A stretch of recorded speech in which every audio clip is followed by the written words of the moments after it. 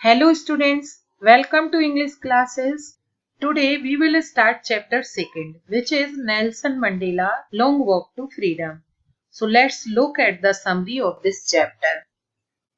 First, non-racial government. It was the 10th of May 1994. The day was bright and clear. The inauguration ceremony of the first non-racial government was held at the lovely amphitheatre in the Union Buildings in the Pretoria. It was the largest gathering of international leaders on South African soil. Politicians and dignitaries from more than 140 countries attended the ceremony. First of all, Mr. de Klerk was sworn in as second deputy president. Then came Mandela's turn. He was sworn in as the first black president of South Africa. Mandela's speech. Mandela spoke how for decades South Africa was the seat of white supremacy. Now the presence of all people confer glory and hope to newborn liberty. The blacks who were considered as outlaws not so long ago were hosting the nations of the world on their soil. Their victory over apartheid was a common victory for justice, peace, and human dignity. Political freedom had been won. Now they would work hard to liberate all their people from the bondage of poverty, deprivation, and diseases. Never would South Africa again face the oppression of one by another. Impressive display of jets. Then there was a spectacular display of jets. South African jets and helicopters rode in perfect formation over them in the sky. It was also a demonstration of the military's loyalty to democracy and the new government. Then two national anthems were played. Nelson Mandela was overwhelmed with a sense of history. A few years after the Anglo-Boer War, apartheid was introduced in South Africa. The society based on racial discrimination was the harshest and most inhuman society in the world.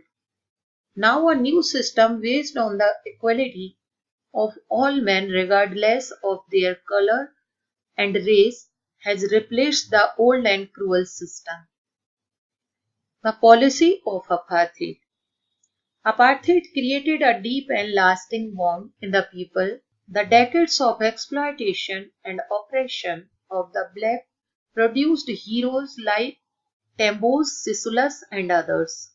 These black heroes were men of extraordinary courage, wisdom, and generosity. The greatest wealth of South Africa was not in its minerals and diamonds, but in men of such great character. The struggle of comrades. Nelson Mandela learned the meaning of courage from such brave comrades. Courage is the victory over fear. These comrades were ready to risk and sacrifice their lives for an idea, the idea of freedom and equality.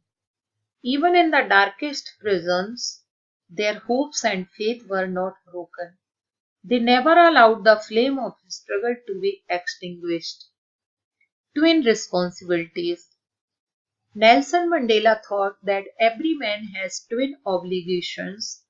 He has a duty towards his wife and children and an obligation to his people and country. In South Africa, it was impossible for blacks like him to fulfill both those obligations. If any black tried to live like a free human being, he was forced to live an isolated life, away from his family. He was forced to live a life of rebellion and secrecy. Joining the African National Congress, Mandela realized that not only was he deprived of freedom, but his brothers and sisters were also deprived of freedom. That was why he joined the African National Congress. It was his desire for the freedom of his people and their self respect that totally transformed him from a weak young man to a bold one. A law abiding lawyer was forced to become an outlaw.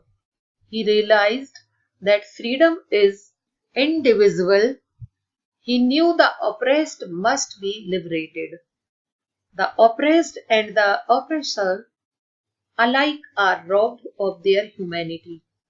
Both of them must be liberated.